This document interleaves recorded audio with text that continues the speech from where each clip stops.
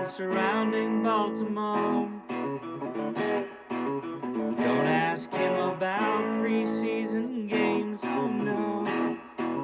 Stuffing things in Griffin Basso.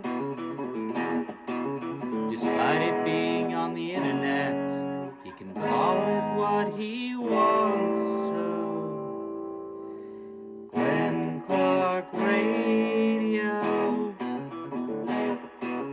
Glenn Clark Radio. Glenn Clark Radio.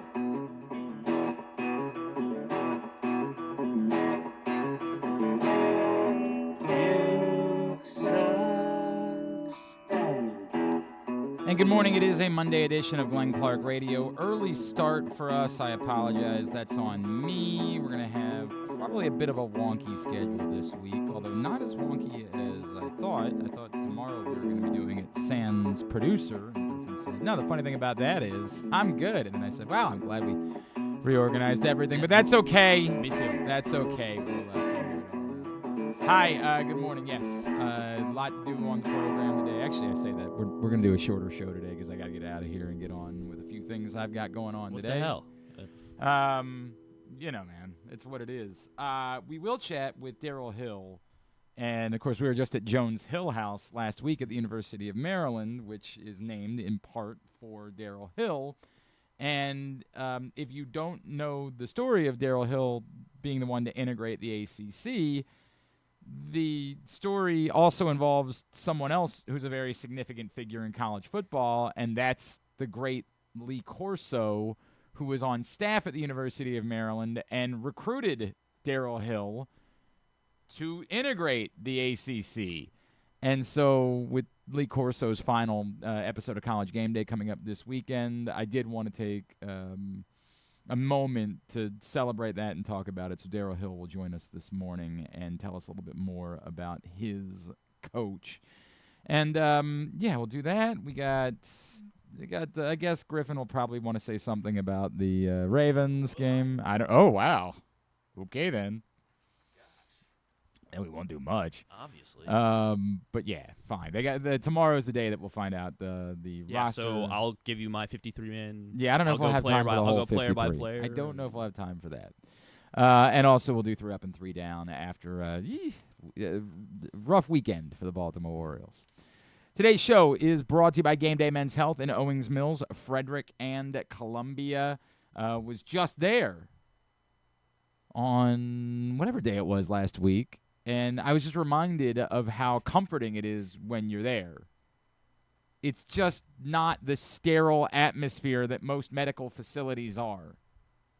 You just don't feel the way that you feel when you walk into your doctor's office or an emergency room or something like that. You just feel like you're kind of at, I want to say a frat house, because frat houses are all very dirty. They are very, very, very dirty, and this is not that. No, there aren't. They are. Yeah, they're not. Yeah, probably not that. It's just a really pleasant experience from the moment that you walk in. Men of a certain age, we just deal with things. I don't know how to explain it. We things that we didn't deal with in our 20s, we're dealing with in our 40s. For some of us, we can't. We're so perplexed by it that we assume it's something else. I have admitted what I was feeling was sluggishness and just feeling exhausted. And I couldn't explain it. I assumed I was low T. I went in, I found out, I got a complimentary testosterone test for Gameday Men's Health. They said, you're not low T at all. I said, well, that seems good, but it doesn't change the way that I feel. They said, I understand. So they put me on peptide proteins. It's been tremendous for me. But that's not the only thing that goes on. We all know you get to a certain age, sometimes you are struggling with what might be erectile dysfunction or symptoms of erectile dysfunction. Or perhaps you're dealing with just really stubborn belly fat that just won't go away. Whatever it is, they've got you at Gameday Men's Health. 3 locations, Owings Mills, Frederick, and Columbia. You can give them a call right now. Gameday Men's Health, Columbia, 443-266-3505. Owings Mills. Give them a call, 443-264-4454, or out west in Frederick, 240-931-3717, GameDayMen'sHealth.com. Let's put Trevor Rogers up on the board. He was the one Oriole that particularly came through this weekend. Trevor Rogers, even though arguably he didn't have his best stuff yesterday, he still manages to go 7 innings. Did put 8 runners on base over those 7 innings, but allows just 1 run. More than enough for his 7th man of the match of the season, which is pretty freaking incredible when you think about it. Do want to shout out Keegan Aiken for the work that he gave the Orioles out of the bullpen. I guess remember Tony Mansolino had said Keegan Aiken's not the closer. When they were experimenting with Keegan Aiken as the closer, he was very clear that they don't have a closer. And for what it's worth, I still don't think they do have a closer. I don't think Keegan Aiken is a closer. But probably the one leverage reliever you can trust. For a minute, we felt that way about Dietrich Enns. Rough weekend for Dietrich Enns. Not great. But Keegan Aiken, the one guy that you can actually kind of trust a little bit out of the bullpen at the moment. And I would say it's still measured. It's measured, but a little bit.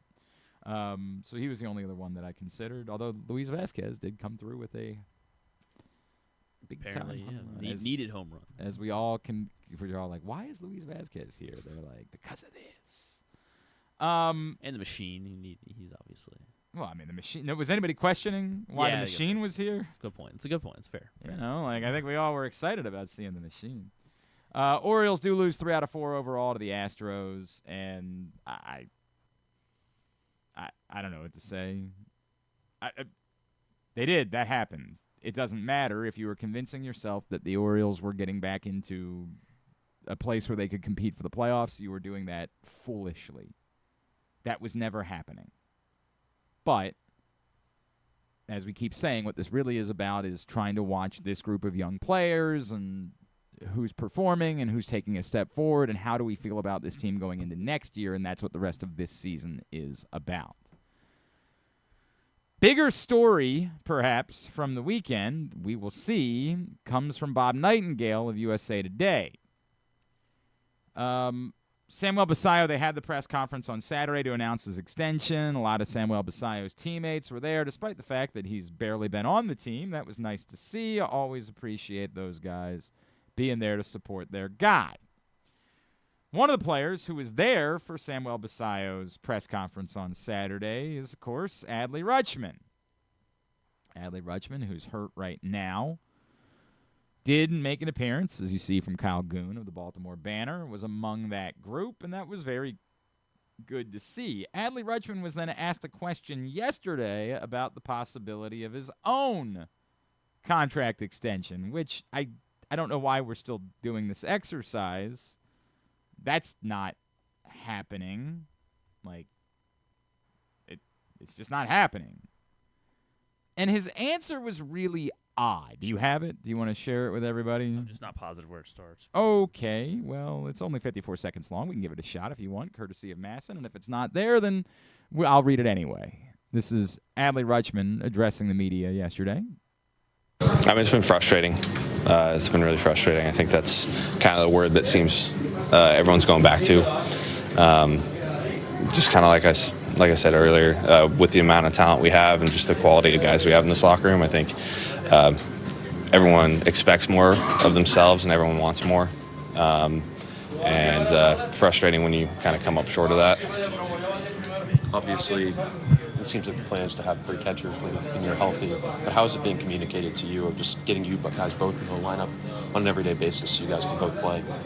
I mean, honestly, right now, my biggest goal is just to get back healthy as quick as possible, and that's kind of my main priority and concern right now, and obviously helping out wherever I can in on meetings and just with like scouting reports and whatnot. So those are kind of my main 2 things I'm worried about right now.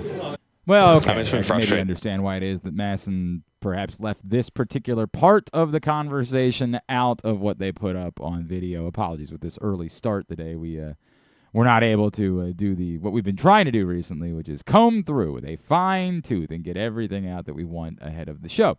So, Adley Rutschman is asked about Samuel Basayo's extension and about, what it might mean for him and whether or not it's still possible that he could be the next one to get an extension. And his answer, this came up with a lot of players this weekend. This was a common question. And he gave a kind of pithy answer about it. It's been awesome to have him here, obviously, with his contract. Extremely happy for him and excited. Just a great, great person, great teammate. Well, that's that then. Nothing else, right, to see here. Nothing more to bring up. Nothing more to talk about. I guess we're all good. No worries whatsoever. But, of course, that wasn't the only question that was asked of Adley Rutschman about it. And Adley Rutschman, I think was fair in responding. This comes at the exact same time that there's a little something else going on.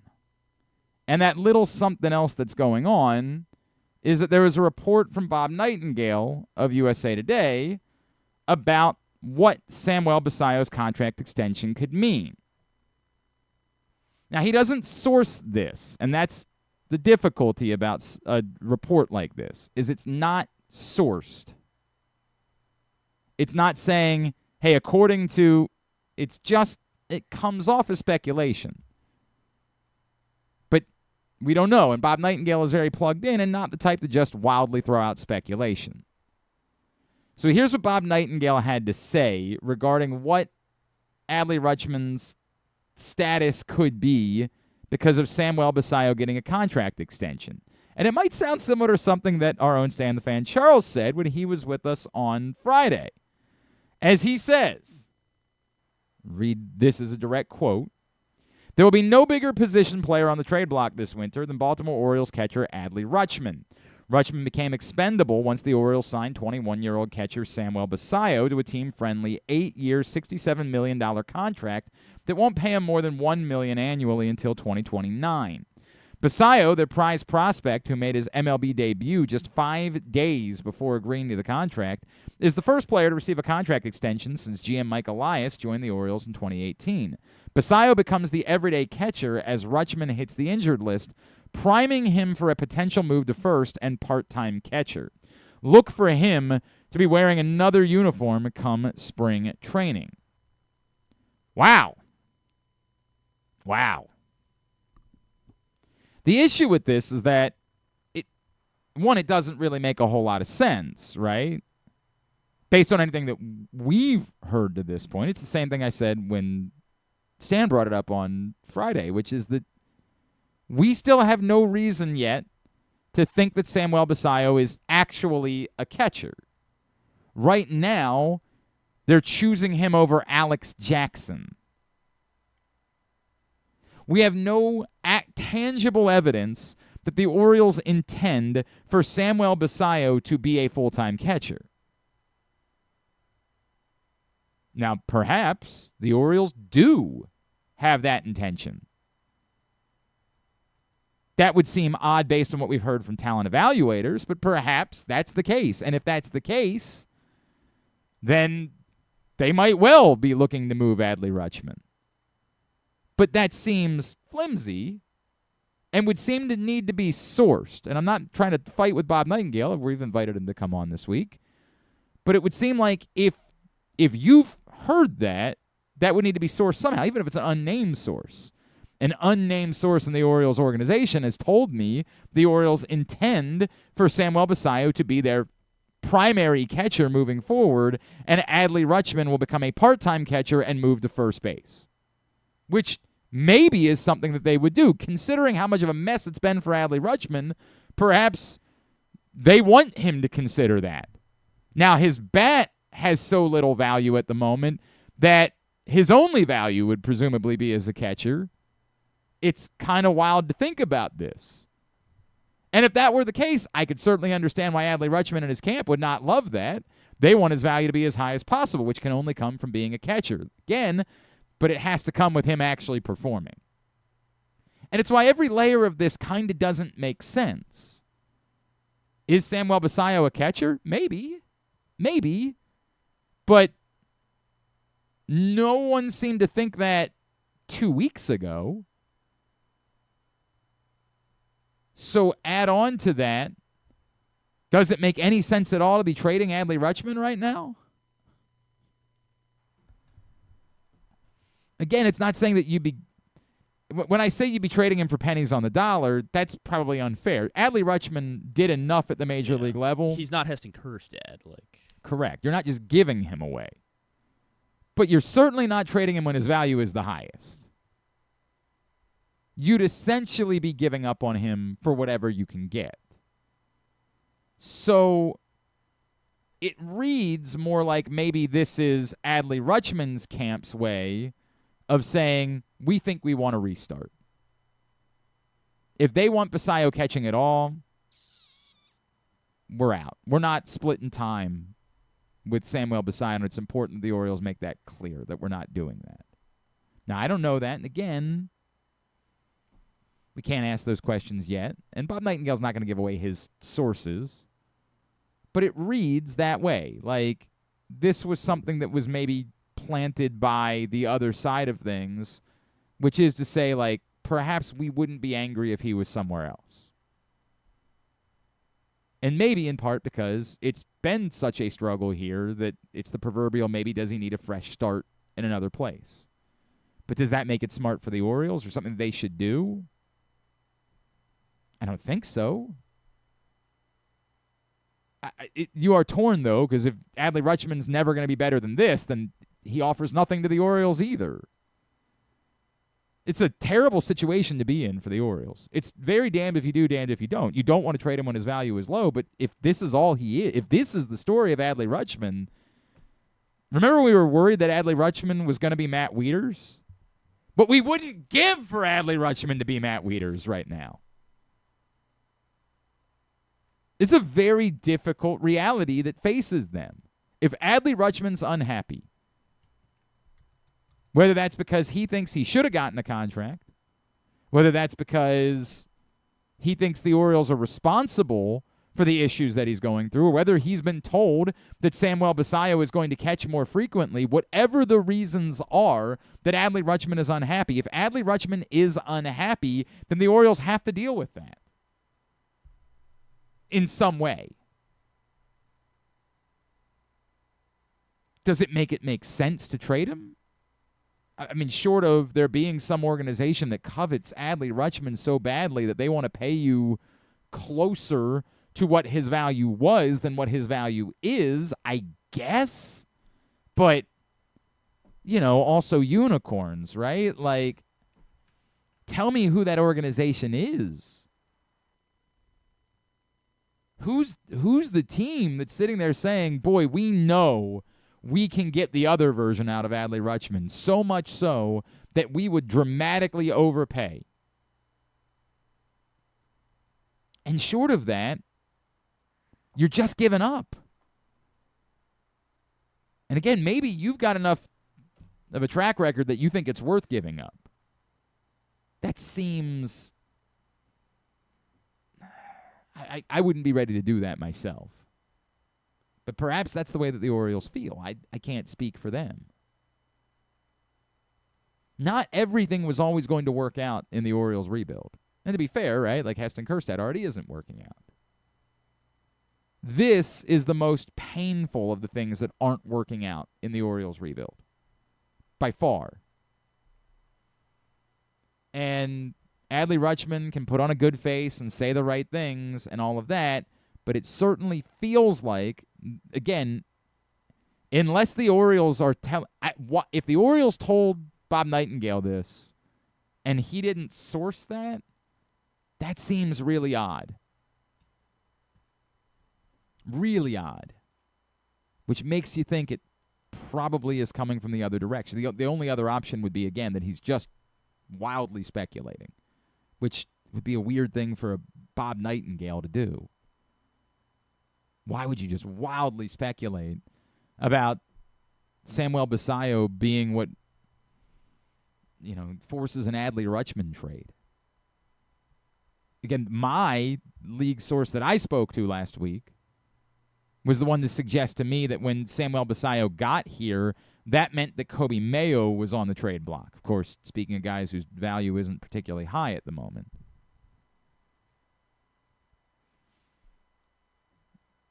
But that was, I don't think he was saying that. I don't want to say it. It might be that when he reached out to me about that, he had information, or it might be I didn't follow up on that. It was a sort of a one-off text. Where do you think Mayo's going to be next year? That was what I got. And again, none of this means that Rutschman couldn't be dealt. But it's just all very odd. It's all very strange. That's where I'm at. It's just very, very strange how this all has gone. Today's show is also brought to you by this print issue of Press Box, which is available for free at your neighborhood Royal Farms, any of the hundreds of locations around town where you find Press Box. You can read it all at PressBoxOnline.com. On the cover, great story from Bo Smolka all about Derrick Henry, who has been a unicorn at the running back position, the success that he's found after the age of 30. You can go get that today. It's also got a lot of great fall sports content, football, college soccer from teams around the area. PressBoxOnline.com. Read it all there as well. Let's switch things up here this morning as I spent time, and I will tell you that I was weeping at the end. I spent time this weekend with the documentary Not So Fast, My Friend, the tribute that ESPN did to the great Lee Corso ahead of his final episode of College Gameday coming up this Saturday. And someone who's had a very unique relationship with Coach Corso is our next guest. And I'm going to set this up and let you hear his message. If you missed Not So Fast, My Friend on Friday night, they did the final segment of the show was messages from people who have known Lee Corso. And one such message came from Maryland football legend Darryl Hill. Here's what Darryl Hill's message was to Coach Corso. Lee, I want to thank you for what you did, not only for Darryl Hill, but what you did for college football. You changed the face of the game, and I am proud for what you've done and the mark you've left on this nation.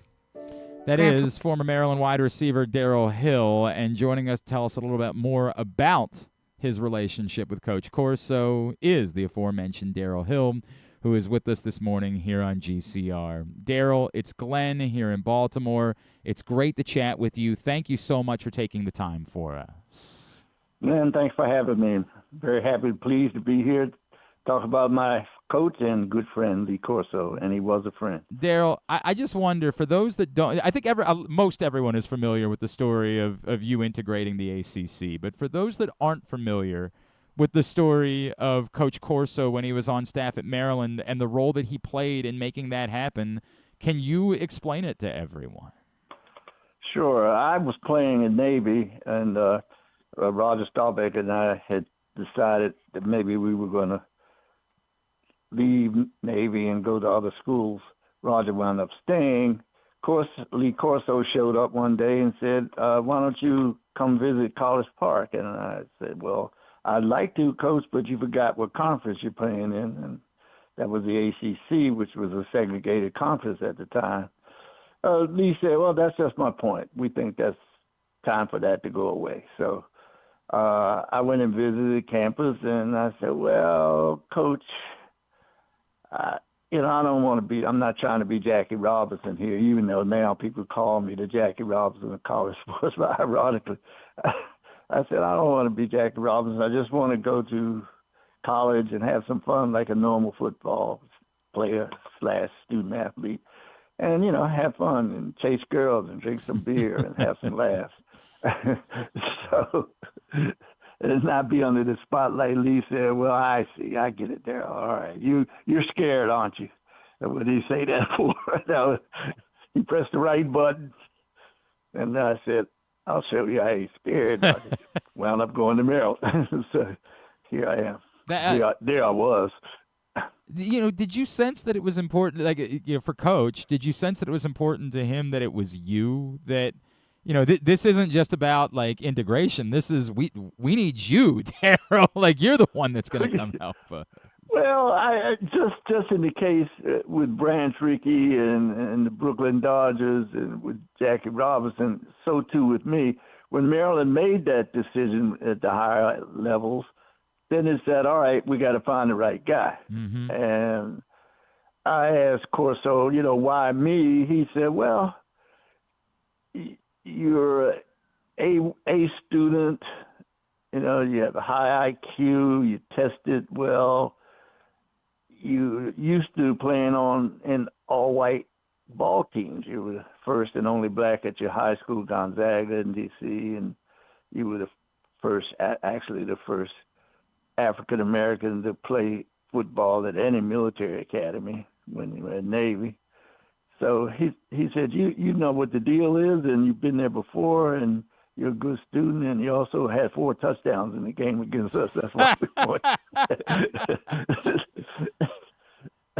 So I wound up going and loved it.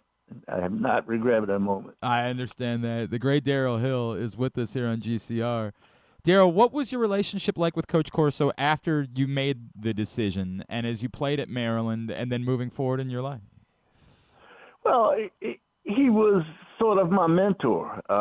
There was more than one incident where he had to redirect some untoward attention. It was very difficult traveling to play in the South back in those days, and I was the villain in every southern town, especially places like Clemson, South Carolina. And Corso was trying to be between me and a problem, and he did a darn good job of it. One day we were in a restaurant, and they came down. It was F.L. Woolworths, and they had a lunch counter, and some of the teams is on our day off the day before the game. About 10, 12 of our teammates, and we went in, and they came down and got down to me at the counter, and they said, sorry, we don't serve colored people in here. And so I had a Jewish room, Jerry Fishman, who was Jewish, who, when I went to Maryland, he said, by the way, they don't like me down south any more than they like you. He said, we better stick together. And Fishman was also a big, tough guy, middle linebacker, 240 and mean. So he said, well, that's okay. We don't have a taste for colored people today. How about some milkshakes?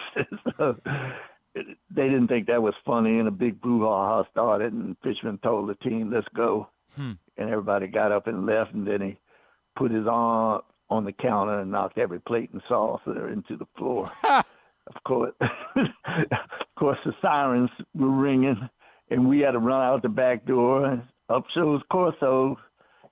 And he says to the police, because they were after Fishman and I, and he talked them out of it. He said, these are just young kids. We're going to suspend them. We're going to punish them back in Maryland when we get back. So blah blah. And so they didn't. So he continued. He always did things like that, and as my mentor, and advising me how to carry myself. He said, he told me one day, and this is, keep in mind, this is 1962. He said, well, just be careful who you date. So, he said, a lot of people in this state don't, not in favor of interracial dating. And you don't want to attract undue attention and create enemies. I said, no problem, Coach. I'm getting ready to get married. So that worked out. But that was the kind of thing that he did in a sensitive way without making me feel like it was, an issue. Just recently, ESPN did this special, Not So Fast, Coach. Yeah. And in there, Lee said, which something I didn't know, he said, I never told Darryl Hill this, but he said, you ever see that film 42 when Branch Rickey told Jackie Robinson it might have been some years if you had failed? He said, Lee Corso said that was the same burden that was on my back. He said that the ACC and the rest of the Southern colleges were watching, and if I had failed, it may have been several years before they would recruit another African American. So he said, I never told Darryl that because I didn't want him To carry that carrying burden. that burden. Yeah. Yeah. And that was a heavy burden. I said, well, I'll be damned. Darryl Hill with us here on GCR. Darryl, were you this other life that Lee Corso took on, right? Where he became obviously this larger than life television figure. Did it surprise you that he became this type of person, or did knowing him when he got into this, you're like, oh, he's gonna be a star? Oh, that was perfect role for him. His persona, his lively personality, his humor, that fit exactly. He that pencil that he has was always twirling on College Gameday. He had that pencil at Maryland when he was coaching me. He was twirling the pencil at practice. So that was everything you saw there was all truly, in a perfect place for him. And I tried to make this point. I said, Lee wasn't a clown. Was a very brilliant and creative coach. Like the I formation and other innovations, he was integrally involved in developing that. So, what did he mean to college football? What is Coach Corso's legacy to you in the entire sport of college football, Darryl? Well, the obvious legacy is Leo DeRocha was the coach of the Brooklyn Dodgers who protected and guided Jackie Robinson. Lee Corso was Leo DeRocha.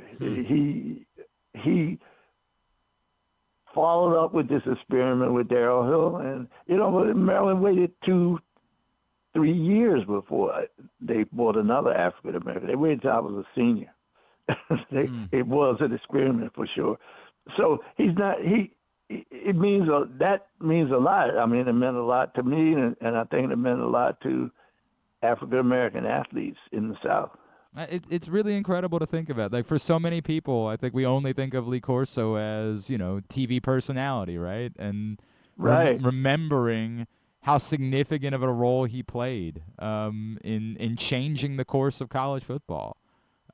It's incredibly powerful to hear that. Are you? I don't even know. I've probably talked to Coach Corso twice in my life, Darryl, and I was crying watching that show on Friday night. Like, I was weeping. Yeah, me too. Yeah, right. I can only imagine what's this gonna mean to you watching him do his final show this weekend. Well, I'm going out there to see. Oh, that's cool. So, that's cool. Yeah. So ESPN's taking me out, and they're hosting a big event. So I'll go to the shoe and see what the deal is. Oh man. We were kind of confused as to why that game was at Ohio State instead of at Maryland, or maybe right. or Florida State, where he went to school, where Lee Corso went to school. Florida State was pretty upset. I guess the story is that the Ohio State was the first ever time he put a headgear on was for an Ohio State game. Yeah, I think so too. So at first, I thought it was about viewage, because they're playing Texas, big game. Right. Yeah, but I don't think that was it, because Florida State made that point. They said, "Well, heck, we're playing Alabama. We got that a big day." game. Yeah, we got a big game. That's a big game. So that wasn't it. I think it was when he put the Brutus headgear hat on at Ohio State. The Simone. I had lunch with a physician friend of mine who's a Penn State graduate. He's never forgiven Lee for that. Thought about it a lot. He doesn't. Penn State, they don't like Ohio State at all. And never will. And we don't like any of them here, Darryl. So that's true. Right. That is true, particularly Ohio State. Oh man. Darryl Hill, special to hear you share your story, and for the rest of the country that doesn't know that story about Coach Corso, it was wonderful to hear you share it, and I'm glad you're going to get to go out there and celebrate with Coach this weekend. Yeah, that'll be yeah. special. I don't think he knows I'm coming, so that'd be a good surprise. Oh, that's what so ESPN cool. is telling me. That'll be so cool. Darryl Hill, always a pleasure. Thank you for spending some time with us this morning. We look forward to catching up with you again real soon. All right. Thank you very much. It was a pleasure to be on your show. Darryl Hill, football legend, obviously, and For those that don't know that story, and I remember that story after, it's funny because like I knew it and then you forget about it, and then I was watching and I didn't watch Friday night. I actually watched Saturday morning. Whew, weeping during the message that final segment where they play all the messages from everybody. Whew. Somebody asked me recently, like, what my, like, sports personality Mount Rushmore was, and I'm like, I hate doing the Mount Rushmore stuff, and I'm like, I actually think this one might not be all that difficult, because it's Madden, for sure. Like, Madden, Barkley, Lee Corso. The fourth, probably fairly interchangeable for me. Those three are, like, I love Bill Walton, but not in the same way. Like, those three I watched constantly, and they just were a ubiquitous part of my life. I enjoy Bill Walton. I think Bill Walton is great, and I think for the entire country, Bill Walton was this ever-present figure, but most of us weren't watching, like, Pac-12 basketball. Man, those three. It's going to be, I'm going to cry again for sure. I don't even know if I can watch on Saturday. Legitimately, I don't know if I can watch. Lee Corso is the best, man. Appreciate Darryl Hill taking the time. Later on today, Stan the Fan Charles, Ross Grimsley, Luke Jackson, they're going to get together. And you can check that out starting at 5:30. Facebook.com/PressBoxSports, YouTube.com/PressBoxOnline, or PressBoxOnline.com/video. It's all brought to you by the Costa Sin and the brand new Costa Sin, now open at the Grandstand in Timonium. We'll come back in. We'll go 3 up and 3 down for the week of Orioles baseball, and Griffin will share a thought or two about the Ravens. 53 up to 53 Probably down. not. That's next. Is Glenn Clark Radio. Feeling sluggish, unfocused, or not like yourself? It could be low testosterone. At Gameday Men's Health, we specialize in testosterone replacement therapy to help men boost energy, improve mood, and regain confidence. Our treatments, including testosterone cypionate, are safe, natural, and tailored to fit your lifestyle with weekly injections or pellet therapy. Get started today with a free testosterone test and feel the difference. GamedayMen'sHealth.com. Gameday Men's Health, where men reclaim their game. For fans of the Costas Inn, and who isn't, I have some great news. Now there's a second location to go along with 4100 North Point Boulevard. This one is at the Timonium OTB. This is Stan the Fan, and I have been a fan of the Costas Inn and Triantafalo's family for going on 30 years. They're open for lunch and dinner, same great Costas feel, same great menu and quality food you've been enjoying for well over 50 years. The exact address on your GPS is 2200 York Road, and their phone number at the new location is 667-406-1975. If you're new to the Costas experience, get ready for a real treat. All wrapped up in a new spacious dining room in Timonium at the OTB. If you want steamed crabs, you have them, and the full menu at 4100 North Point Boulevard. The number for reservations there at Costas, 410-477-1975. Get ready, Baltimore. On Saturday, September 6th, the world's top pro cyclists return for the Maryland Cycling Classic, America's top pro road race. Cheer on elite men's and women's teams from around the globe as they battle it out on a brand new circuit through Charm City. Enjoy a free festival, fan zones, and all the action at Harbor Point and the Inner Harbor. Watch live on Maryland Public TV or join the live stream at marylandcyclingclassic.us. Don't miss the speed, the strategy, the spectacle. The Maryland Cycling Classic, September 6th in Baltimore. This August, give your game day an upgrade at Live Casino. Enter to win an ultimate football package. We're giving away over $50,000 in game-changing prizes on Friday, August 29th.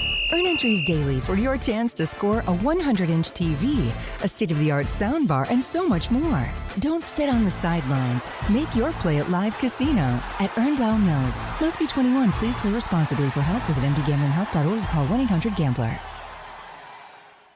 Gambling can be a fun and entertaining experience, but there are risks involved. If you're planning on betting on the game at the casino or on your phone or computer, know your limit, stay within it.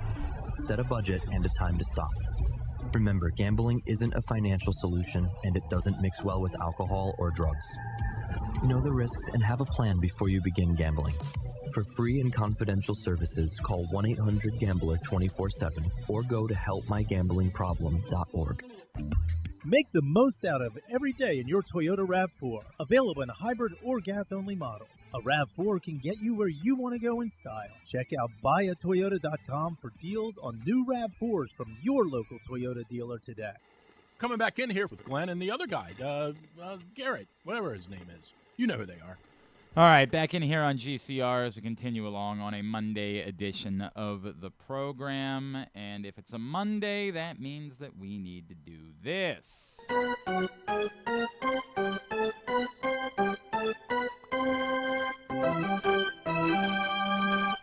Three up.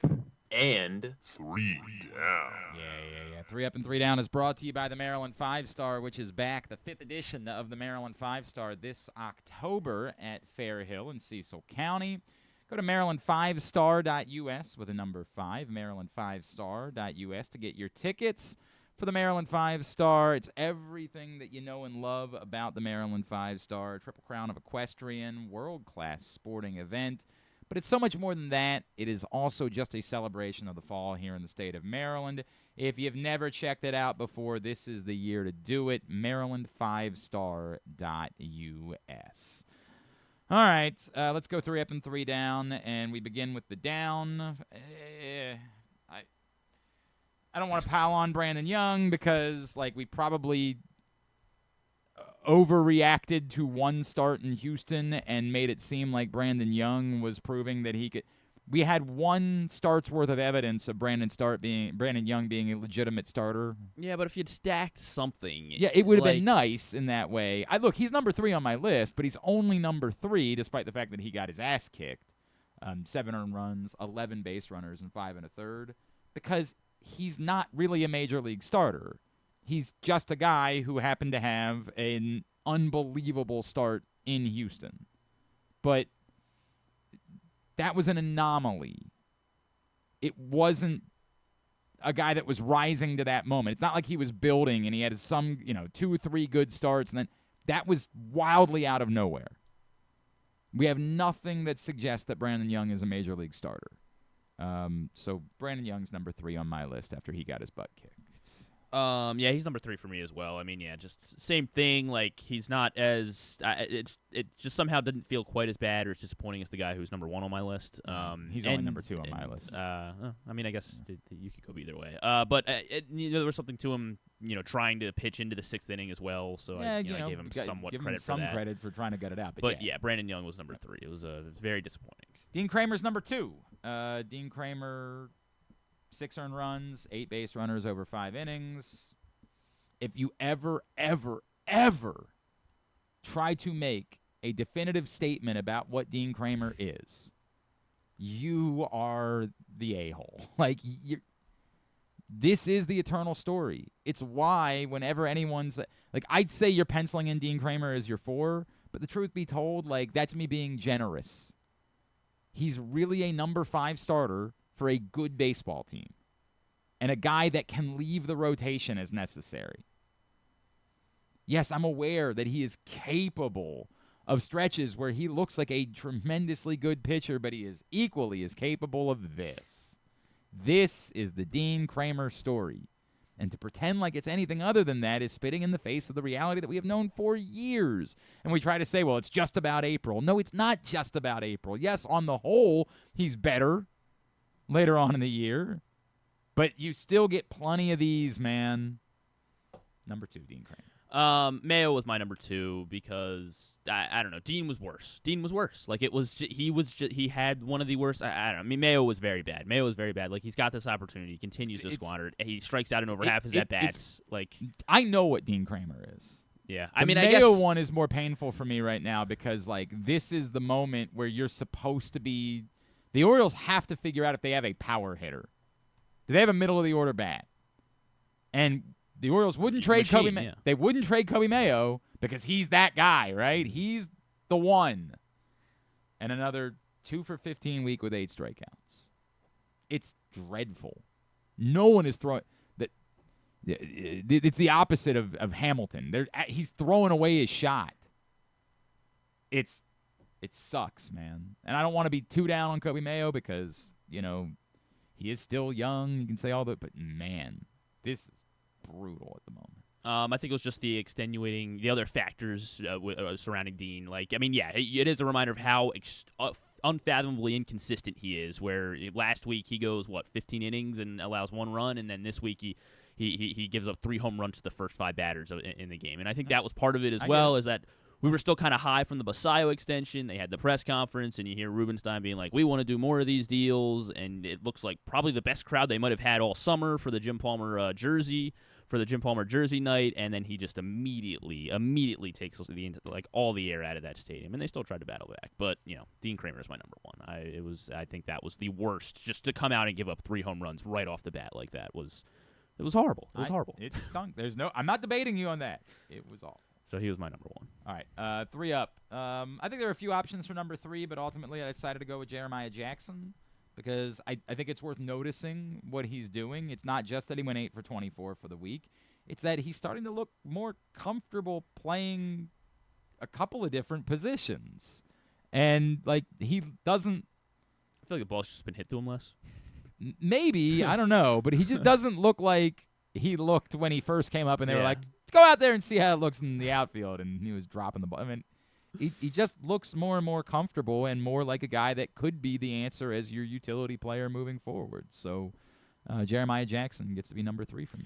He would have been my 4th guy. Gunnar was better at everything. He wasn't, because he still wasn't good defensively this week. What? I mean, he still was throwing the ball what was his mistake defensively? Just throws that. The one was picked, and he still makes he better make, plays than he worse, makes high level plays. Yeah. That's true, but then he just makes inexplicable throws that you're just. And I get it; it's difficult to play shortstop. I'm not trying to make it seem like it's easy to play shortstop, but it's so frustrating with Gunnar, and it's the only reason why it's not the only reason. I think the value of what I kind of know what Gunnar Henderson is, right? But I don't know. He should be on this list. I don't know. He was good this week. It wasn't like he was so. I mean, it was a Gunnar Henderson week, and it was. Yeah, it was a Gunnar Henderson week. I mean, there are maybe 2 or 3 guys every week that when we do these lists, you see, these guys, 2-3 guys hit 300. Gunner's every Gunnar single Henderson's week. Gunner's hitting 300. The best position player on this team. Nobody's debating that. It's just still every now and then there's something that happens defensively, and where I'm like, right, he's really good, but he's not great. He's not. And otherworldly. But the fact that he is leading the teams in hits, in slugging, in of runs that. scored, in everything. To be fair, you should find a different way to say it because that's a very low bar. What, slugging? No, leading this team. Okay, in those true. things. All right. I don't know what to say. I don't know what to say. It's a low bar. Maybe he should be high. I'm talking myself and put him higher on the list. No. Dylan Beavers is number 2. My God, gets on base at a 500 clip this week. 12 of 24 plate appearances, and we're all drunk on the swing. We're all drunk on the 2-strike. Ben was talking about it all weekend. This thing that he does where it's this half swing and just pokes the ball out. He's so strong that a half swing, he's still slapping singles into the outfield, protects so well with 2 strikes. That's professional baseball shit, man. That is really high level. That's the type of stuff that will keep you in the game for a long time. It's because it's like he can't. I mean, I don't think he can keep up this pace, right? He's not. I don't think he's going to be a 500 on base guy. Right. No, I don't think but so. I'm like, there's something about it when you're watching him. It's like, yeah, this guy is legit. I'm trying to think of he's a guy that's going to hit for average. That seems obvious. So is Nick Markakis a kind of just that's what it feels like when you watch him, a corner outfielder. It's the high level for him. That's the ceiling for probably what he could be. And I think a lot of people brought that up. Is he just the next Austin Hayes? Is he really special, or is he just a good baseball player? Mm-hmm. And my first part would be, let's take a good baseball player. Let's take that. I'll take a really good baseball player, if he can get to that. And look, there have been moments we thought Colton Cowser was going to be special. We thought there were times where Austin Hayes was, right, for stretches. Right now, Dylan Beavers is showing you signs of being a professional baseball player that could be around for some time, and you'd take that. And that 2-strike stuff is, it really is next level to me. And obviously, look, Trevor Rogers, he pitched 14 innings and he gave up 2 runs. And he struck out 16 guys over 14 innings. And truth be told, we all kind of think he could have been better. Like, that's the crazy part.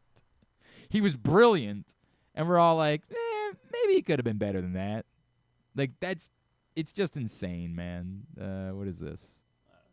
Oh, you're just okay. All right, sure, I guess. I don't know what you're doing over there. I never know what you're doing over there. Here's Trevor Rogers. Well, now you do. That's courtesy why of we added this thing.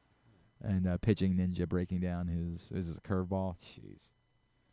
Yep, that's filth. That is filth. Yeah, good stuff. Trevor Rogers, obviously number 1, and running away. That wasn't even the one I wanted. I wanted to show the one. I like the high fastballs that everybody was chasing. Okay. Yeah, these. Yeah. Also courtesy of Masson. It's cool. I don't have to leave or anything. Yeah. I mean, these are 5-second clips. These are completely delaying the show. I gotta go. All right, we'll get that up at GlennClarkRadio.com a little bit later on. Quickly, your thoughts. What do you think matters from Saturday? Well, Tyler Loop hitting a 61-yard field goal. That seems notable, I guess. We'll see. Yeah. I mean, that was fun. It was. I mean, the wire-to-wire domination over the Commanders. Just a reminder once again that they are the little brothers. And so I think that was necessary. I was gonna. I guess I'm not gonna have time to show the clip. To show the 60-yard field goal. But I mean, it would have been good. All right, I'll pull it up. It looked like it would have been good from I don't know, 65. He nailed it with plenty of space. Is this from WBAL or is this from the DC broadcast? This is from the DC broadcast. So Commanders, courtesy of the Commanders broadcast network. Yes. He cleared it. That's good. By almost 5 yards. It's good. You don't like having a good kicker, I guess? I want it. It's a preseason game. Rasheen Ali, it seems like his spot is almost kind of locked up. Keeps saying that, although it's funny because our buddy Bo Smolka did his roster and still left Rasheen Ali off of it, and the suggestion that maybe this is subterfuge from John Harbaugh. But he keeps reiterating that the intention is for them to keep 4. And it's tough because, as we keep saying, where's that spot coming from? And maybe it's Isaiah Likely being put on the IR. Yeah. I know everybody was reacting to the fact that it looks like Bo Braid is the odd man out now at safety, as it looks more and more like Ruben Lowry will be on the team and has jumped ahead of Bo Braid, and that would be a bitter pill for a lot of us to swallow because we really like Bo Braid, but I get it. Keep the better football player, whatever you got to do in order to do that. And then the other DB, Keon Martin, is the one that quickly rose up everyone's boards over the last week. Had the pick 6 in the game, so that was obviously a massive highlight. But he's had a solid camp, and so they think he's going to be the 7th corner that they keep. So 11 DBs total, 4 safeties, and 7 corners. Jalen Armour-Davis seems like he also had an interception. It seems like his spot, he was kind of on the bubble coming in, and he's had a really strong camp. So Jalen Armour-Davis looked good. I think Trenton Simpson looked good. Obviously, I don't think his roster spot was in jeopardy, but I think there was still certainly discussion about is Buchanan gonna how much is Buchanan gonna play. I think Simpson played a lot on Saturday, so I don't know what that means. The fact that he was playing so much, but he had a sack. He looked good, and he looked good when he played. So I think Trenton Simpson looks like he's got that second inside linebacker job kind of locked in. Jay Higgins, that's a tough one. Kind of he's just an odd man out. He had a good camp, had a good preseason. He's the Iowa State linebacker that everybody likes. Yep, everybody's. And there's just no room for him. So it's tough. David Ojabo, that's the other big question. It seems like because Adisa Isaac's going to go on IR. They can make room for Ojabo. It's just I don't know what to do. I don't know what you do about him. I've heard a couple people wondering. He had the sack of Anthony Richardson, and since then he went silent. I understand. I've heard a couple people wondering out loud if Ben Cleveland's roster spot is guaranteed, or if they're just we just have so little trust in him that if you're not willing to put him on the field, then what is the point of having him on the roster? Just based on what I'm reading from all the other beat writers, it seems like they like that he's kind of the veteran, I guess. And I guess they have Noteboom as well. Yeah, Noteboom would qualify as a veteran. Yeah, so it's Noteboom, it's Cleveland, but then Carson Vincent's so young, Corey Bullock's so young, and those two guys seem like they are those two guys are on the team, and be those 9. That would be the 9. It'd be Noteboom, Cleveland, and Vincent, and Bullock. Which would leave Nick Samak last year, a draft pick last year, and Garrett Dellinger, a draft pick this year, both off the team. Correct. If that's the case. Correct. We will know by tomorrow, and we might start hearing these today, right? Some teams have already started making some of their cuts, and the Ravens might very well do that as well. So that was, I guess, that can be my final point. Then, do you want us to so Devin Leary was in theory the practice squad QB? He's not on the roster. I know. No world. I know. So who do you want as your practice squad QB? Because Tyler Huntley just got cut. Oh, I don't care. Lord, do I not care? What do you mean you don't care? It does not impact me in any way. You don't want to. All right, as Griffin giving Who's your his practice thoughts. squad? Pick one. Yeah, no. Pick one. Griffin giving his thoughts for the Baltimore Ravens. I want Tyler Huntley. Debate. Great. Good I for want you. Tyler Huntley. Good bad, for you. Bad. Sure. God bless. When we come back in, we'll get a tidbit and to watch to Devin wrap Leary it up. play football. It is watch Tyler Huntley play football. It is I'd a rather Monday do that. edition of Glenn Clark Radio. For fans of the Costas Inn, and who isn't, I have some great news. Now there's a second location to go along with 4100 North Point Boulevard. This one is at the Timonium OTB. This is Stan the Fan, and I have been a fan of the Costas Inn and Triantafalo's family for going on 30 years. They're open for lunch and dinner. Same great Costas feel, same great menu and quality food you've been enjoying for well over 50 years. The exact address on your GPS is 2200 York Road, and their phone number at the new location is 667-406-1970. If you're new to the Costas experience, get ready for a real treat. All wrapped up in a new spacious dining room in Timonium at the OTB. If you want steamed crabs, you have them, and the full menu at 4100 North Point Boulevard. The number for reservations there at Costas, 410-477-1975. This August, give your game day an upgrade at Live Casino. Enter to win an ultimate football package. We're giving away over $50,000 in game-changing prizes on Friday, August 29th. Earn entries daily for your chance to score a 100-inch TV, a state-of-the-art soundbar, and so much more. Don't sit on the sidelines. Make your play at Live Casino at Erndale Mills. Must be 21. Please play responsibly. For help, visit mdgamblinghelp.org or call 1-800-GAMBLER. Gambling can be a fun and entertaining experience, but there are risks involved. If you're planning on betting on the game at the casino or on your phone or computer, know your limit, stay within it. Set a budget and a time to stop. Remember, gambling isn't a financial solution, and it doesn't mix well with alcohol or drugs. Know the risks and have a plan before you begin gambling. For free and confidential services, call 1-800-GAMBLER 24/7 or go to helpmygamblingproblem.org. The latest edition of Press Box is available now. On the cover, Bo Smolko profiles Ravens running back Derrick Henry and how the football legend has proven to be a unicorn at the position with the success that he's found after the age of 30. Also inside, Brandon Schwartzberg looks at Kobe Mayo's push to find rhythm at the big league level. And we mark the start of the college football season by meeting players from all 4 FBS and FCS programs throughout the state. Press Box is available for free at over 500 locations throughout the region, including 60 Royal Farm stores. Or you can read the entire issue online at PressBoxOnline.com, where you can also find great betting advice and the best daily coverage of the Orioles, Ravens, and Terps. Feeling sluggish, unfocused, or not like yourself? It could be low testosterone. At Gameday Men's Health, we specialize in testosterone replacement therapy to help men boost energy, improve mood, and regain confidence. Our treatments, including testosterone cypionate, are safe, natural, and tailored to fit your lifestyle with weekly injections or pellet therapy. Get started today with a free testosterone test and feel the difference. GameDayMen'sHealth.com. Game Day Men's Health, where men reclaim their game. Contrary to what some people believe, I actually like this guy when he sleeps. Glenn Clark, talking sports. Tidbit is brought to you today by County Sports Zone. A high school sports season is underway officially here in the state of Maryland. Everything you need to know, every score, every schedule, every ranking, every update for every team, every sport, every school, all throughout the state. CountySports.zone, proudly sponsored by your local Toyota dealer and buyatoyota.com.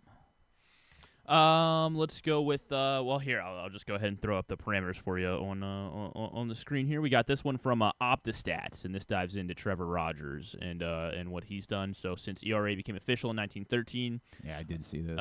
He's the second player in American League history to have a sub 1.5 ERA, sub .8 WHIP, and he's only hit one batter this season. So. Well, he's got that going. So one for or him. fewer batters hit through their first 12 starts. This was actually before, so this was going into the game yesterday.